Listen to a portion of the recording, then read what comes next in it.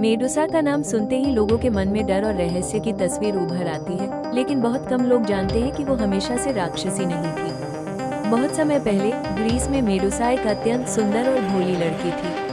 उसकी आंखें समुद्र जैसी गहरी थी और उसके बाल सुनहरी धूप की तरह चमकते थे। वो देवी एथेना के मंदिर में रहती थी और उनकी सेवा करती थी। मेडुसा देवी एथेना की बहुत भक्त थी और उसने जीवन भर पवित्र रहने का व्रत लिया था। लोग उसकी सुंदरता और सरल स्वभाव से बहुत प्रभावित थे, लेकिन किस्मत को कुछ और ही मंजूर था। समुद्र के देवता पोसाइडन ने एक दिन मेडुसा को देखा और उसकी सुंदरता पर मोहित हो गया। धीरे धीरे उसका आकर्षण जिद में बदल गया और उसने मेडुसा की भावनाओं और उसकी पवित्रता का सम्मान नहीं किया। एक दिन एथेना के मंदिर में पोसाइडन ने मेडुसा का अपमान किया। मेडुसा टूट चुकी थी, डर और शर्म से कांप रही थी। उसने देवी एथेना से न्याय की उम्मीद की, लेकिन देवी का क्रोध पोसाइडन पर नहीं बल्कि मेडुसा पर टूट पड़ा। एथेना ने उसे अपने मंदिर का अपमान माना और गुस्से में मेडुसा को शाप दे दिया। उस पल से मेडुसा की सुंदरता अभिशाप बन गई। उसके चमकते बाल सांपों में बदल गए, उसकी त्वचा ठंडी और डरावनी हो गई और उसकी आंखों में ऐसा जादू आ गया कि जो भी उसे सीधे देखता वो तुरंत पत्थर बन जाता। मेडुसा डर और दर्द से चिल्लाई, लेकिन अब कोई उसकी मदद नहीं कर सकता था। वो समाज से कटकर दूर एक सुनसान द्वीप में रहने लगी। पहले लोग उसकी सुंदरता की तारीफ करते थे, अब वही लोग उसका नाम सुनते ही कांपने लगते थे। मेडुसा अकेली थी, भीतर से टूटी हुई, लेकिन उसका दिल अब भी इंसानी था।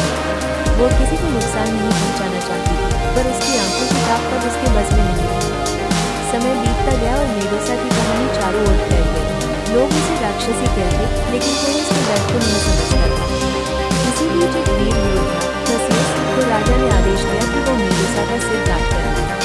ये काम असंभव सा था, क्योंकि कोई भी उसे देखकर जीवित नहीं बचता था। लेकिन देवताओं ने थेसियस की मदद की। एथेना ने उसे एक चमकदार महल दी, जिसमें वो अपना प्रतिबिंब देख सकता था। हमीस ने उसे तेज तलवार और उड़ने वाले सैंडल दिए। थेसियस चुपचाप उस द्वीप पर पहुंचा जहां मेडुसा रहती थी। वहां सब कुछ पत्थर बना हुआ था, पेड़, जानवर और इंसान। ये देखकर थेसियस को समझ आ गया कि मेडुसा कितनी भयानक ताकत है। जब उसने मेडुसा को सोते हुए देखा, तो पहली बार उसके मन में दया जगी। वो किसी राक्षस जैसी नहीं लग रही थी, बल्कि एक थकी हुई, टूटी हुई और अकेली लड़की जैसी थी। लेकिन उसे अपना मिशन पूरा करना था।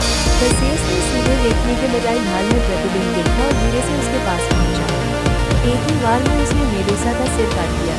उस पल मेडुसा की आंखें खुली, जैसे वो कुछ कहना चाहती हो, लेकिन शब्द निकलने से पहले ही सब खत्म हो गया। उसके मरते ही उसके शरीर से दो दिव्य प्राणी निकले, पंखों वाला घोड़ा पेगासस और योद्धा क्रिसाओन। मेडुसा की मृत्यु के बाद भी उसकी शक्ति खत्म नहीं हुई। उसका सिर अब भी लोगों को पत्थर बना सकता था। थेसियस ने उसी सिर की मदद से कई अत्याचारी राक्षसों और दुष्टों को हराया। बाद में उसने मेडुसा का सिर देवी एथेना को दे दिया और एथेना ने उसे अपनी ढाल पर लगा लिया।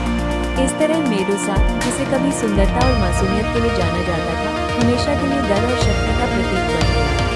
लेकिन अगर दिल से देखा जाए तो मेडुसा कोई राक्षस नहीं थी, बल्कि वो एक ऐसी लड़की थी जिसे देवताओं की लड़ाई और अन्याय में किया। उसकी कहानी हमें ये